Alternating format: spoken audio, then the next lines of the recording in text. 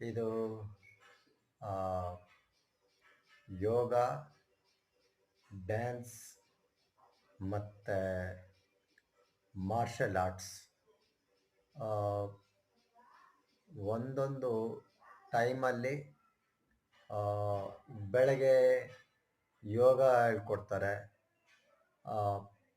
ಯೋಗ ಆದಮೇಲೆ next dance,